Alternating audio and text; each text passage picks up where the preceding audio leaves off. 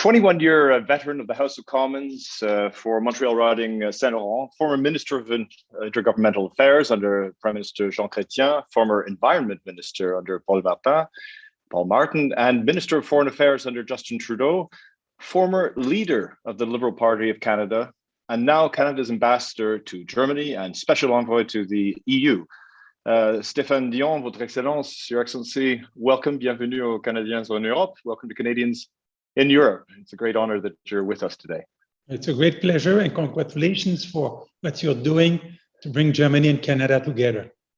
A huge pleasure. Monsieur Dion, vous avez la double nationalité canadienne et française, votre mère française. Et vous avez passé du temps à Paris où vous avez fait votre doctorat à l'université célèbre Sciences Po. Donc, l'Europe fait partie de qui vous êtes et vous partagez cette expérience avec de nombreux Canadiens en Europe, notamment les jeunes, bien sûr. Pouvez-vous réfléchir à ce que votre séjour en Europe a signifié pour vous, au niveau personnel peut-être, et pour votre carrière? Et plus largement, quels sont les avantages des échanges éducatifs et des autres échanges transatlantiques, bien sûr, particulièrement pour les jeunes Canadiens et les jeunes Européens?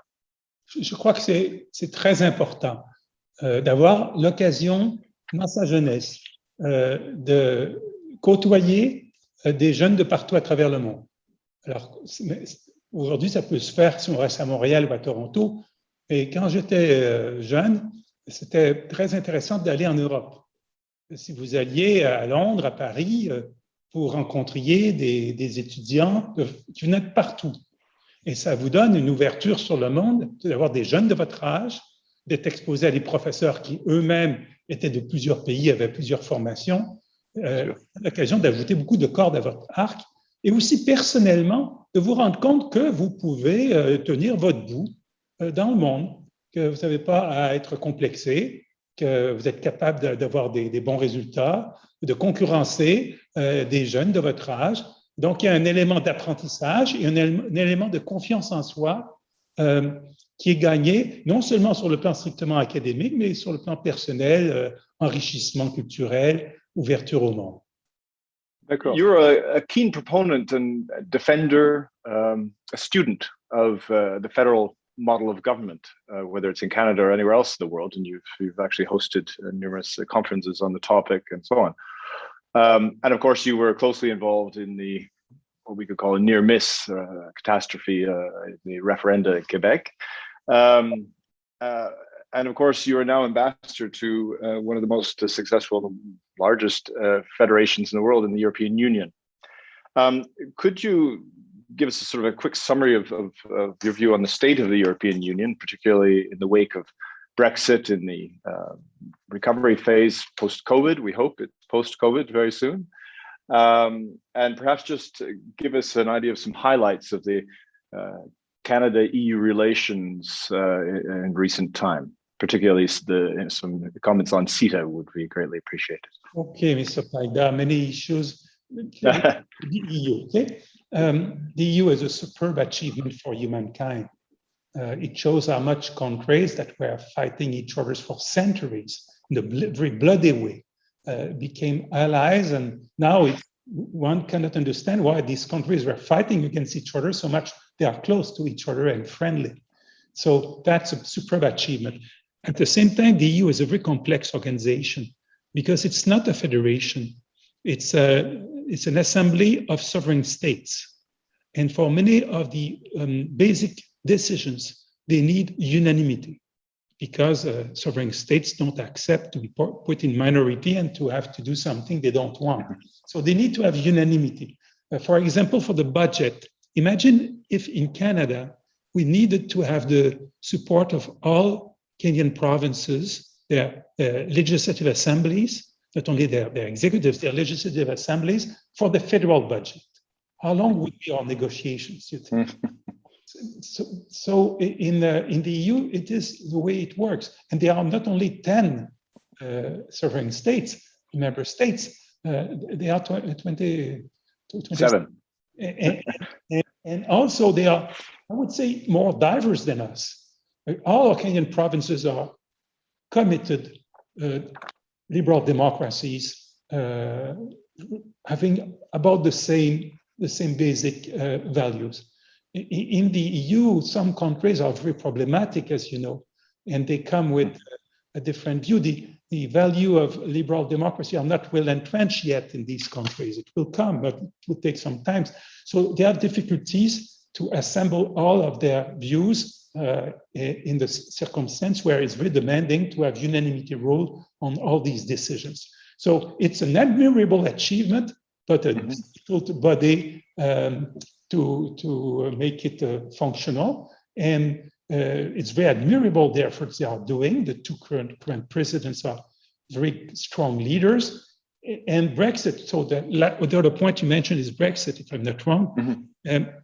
Brexit, in fact, strengthened the unity of the EU in some ways.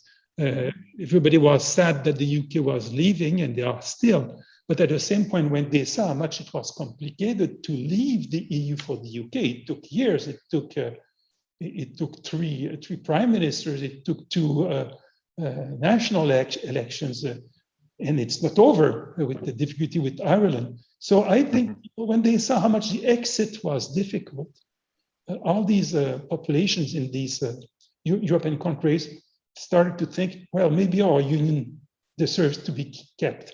And so even the most skeptical political parties in France, in Italy, the Netherlands, and elsewhere, now they are in Italy also, now they're reluctant to say that they want to get out of the EU, especially those that have the euro. The UK was not part of the euro currency, but many countries are. And to get out of the euro would be a big complication. So I think Brexit is something that most Europeans would say is very sad why the UK is not still with us, but to give them an opportunity to discover how much their union is something they need to keep. Very good. And the implications for Canada of Brexit, in your view? Canada has been very good under Prime Minister Trudeau to make sure that we stay friends with both the EU and the UK. Sure. And to help our industry, our business community to know how to behave in these circumstances, not be a liability of the dispute between the two. We try to help, but we are not in a situation really to interfere in these complex negotiations, but we always reach both sides to find practical solutions. And we have a big concern for Ireland. Naturally. So the Good Friday Agreement, Canada has been instrumental for it with General de Chastelain.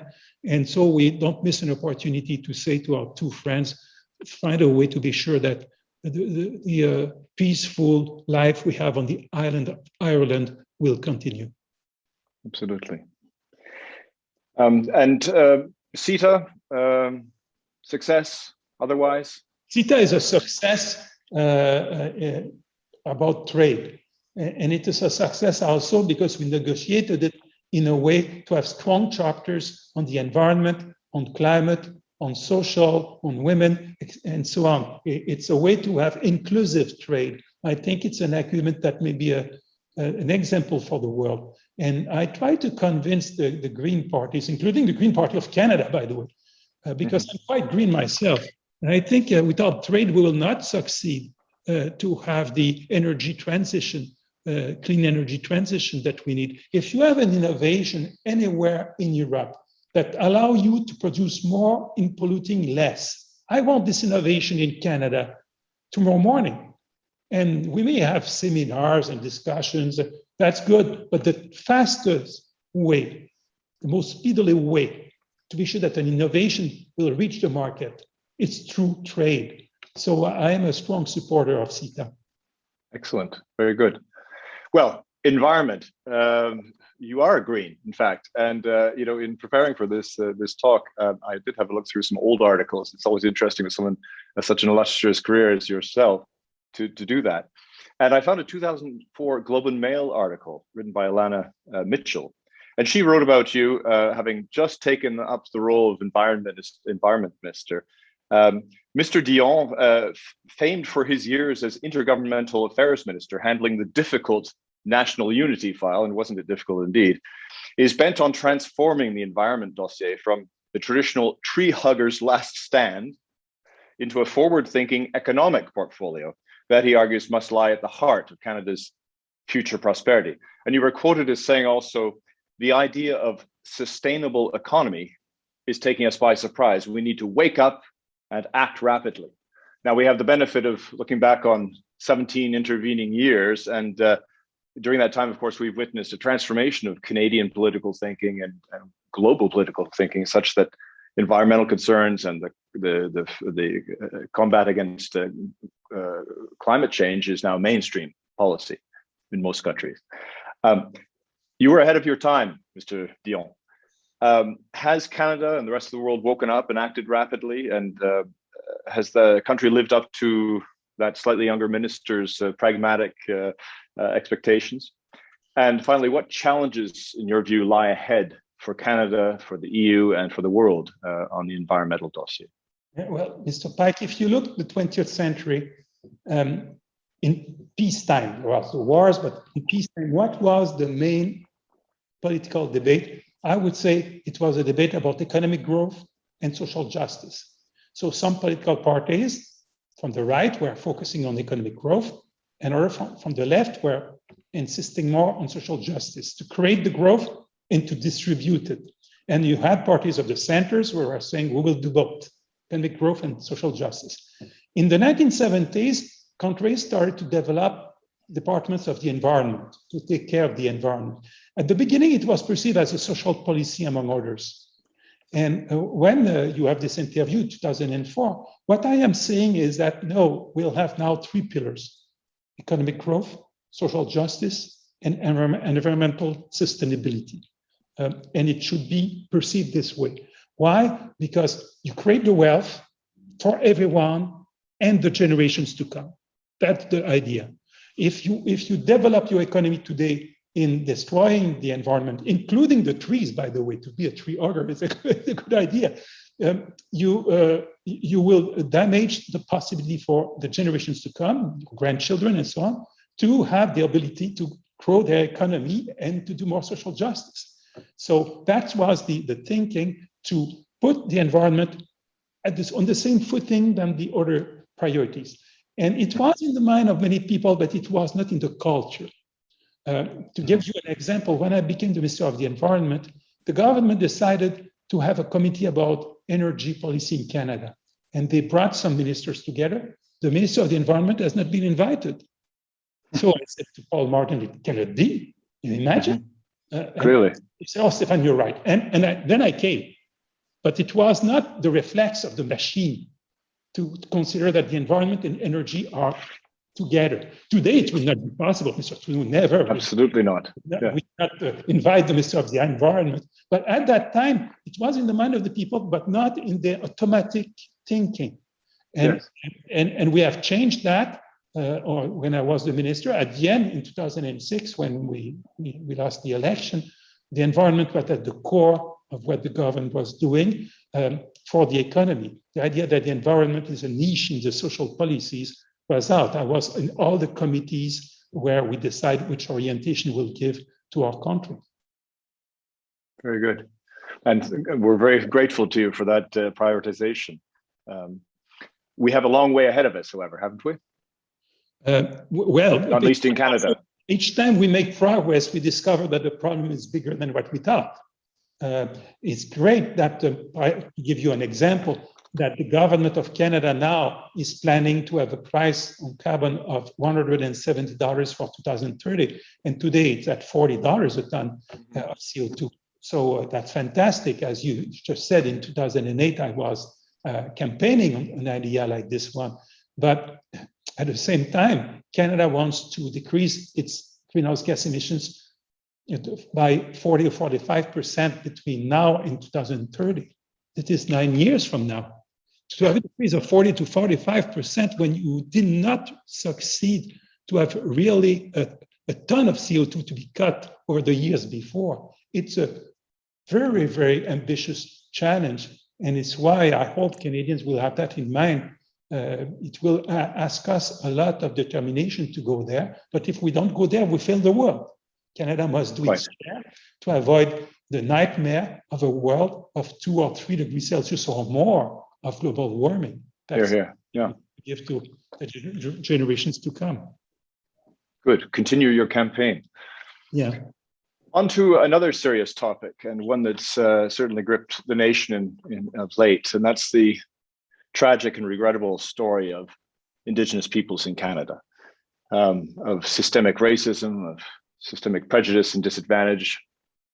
And the awareness of that issue has gripped the nation in the last months, and I guess prompted most recently by the horrific revelations, if they are revelations indeed, or simply confirmations, sadly, of unmarked children's graves in Kamloops, and more recently in Saskatchewan and Regina.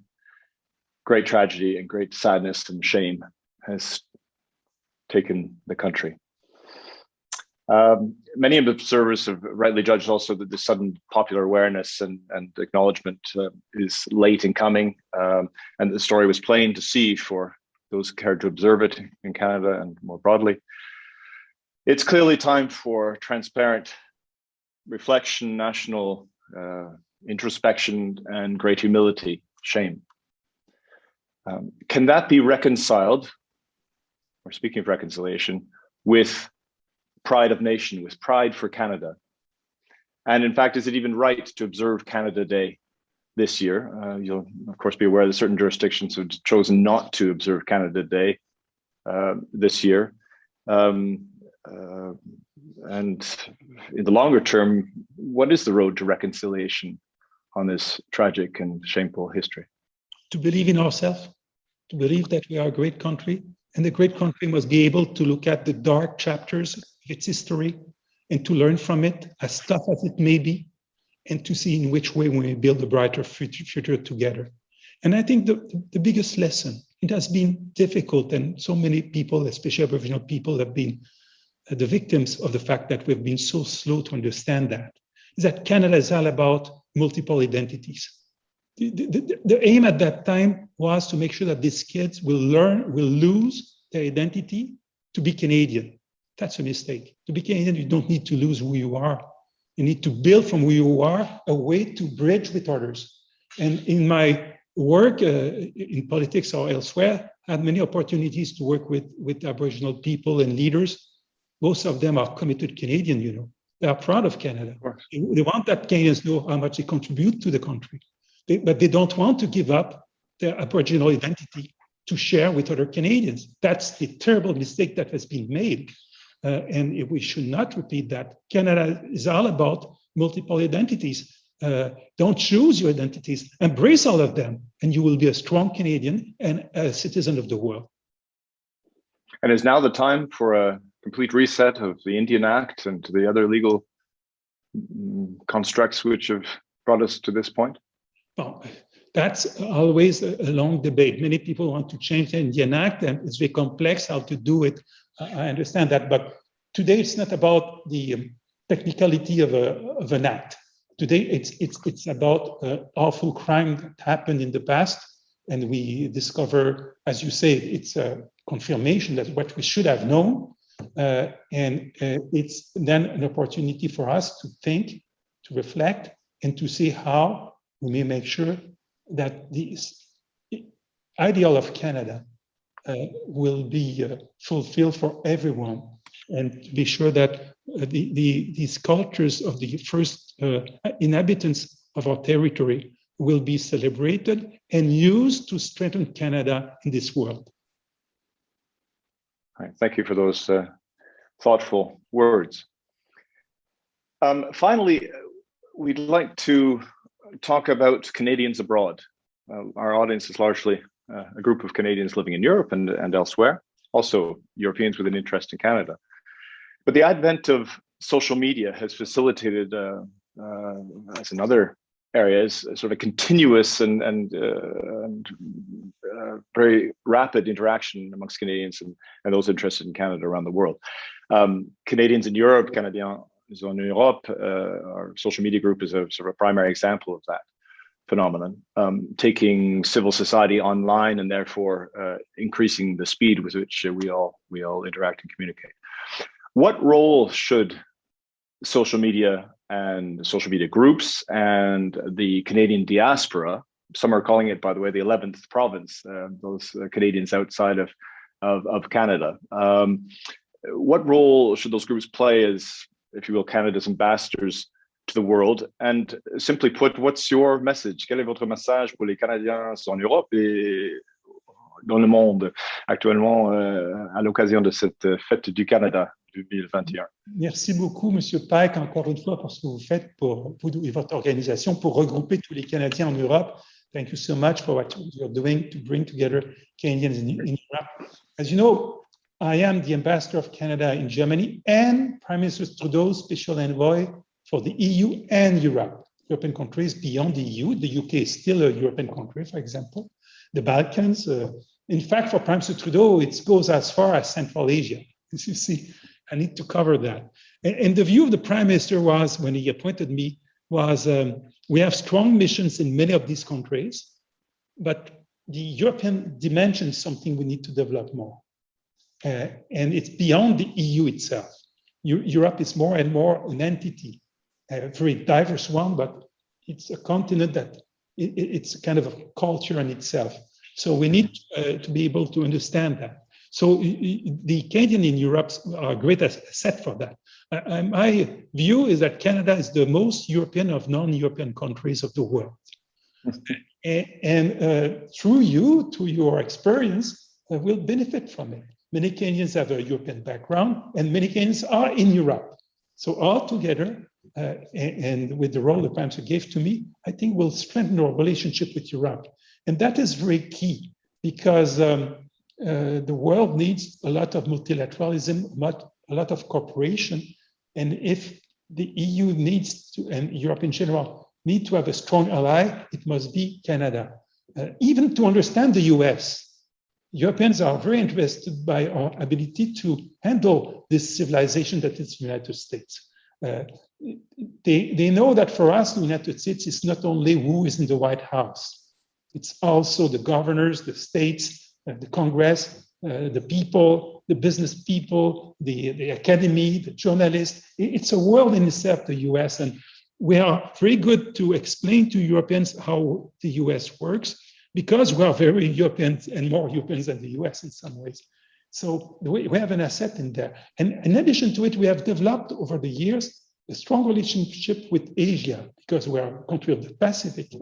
And Europeans are very, very fascinated by that, our ability to also bring on the table an understanding of what is happening in Asia and Africa and so on. I think the fact that we are speaking two official languages that are European languages, English and Français, the fact that we have a multicultural population that give us an understanding about any corner of the world make us quite fascinating for Europeans.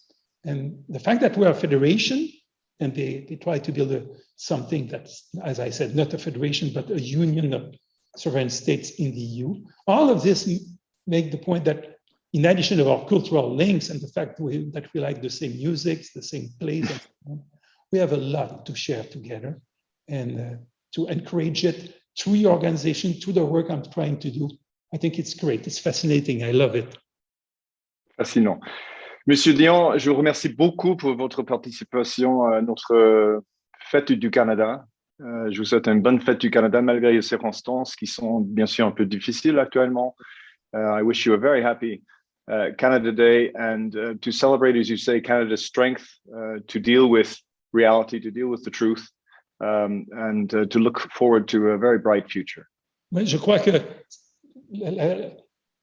le Canada Day is about celebration. Oui, je prie en français, s'il vous plaît. Alors c'est pour la célébration et la réflexion. Ben, cette année, il y aura plus de réflexion que de célébration.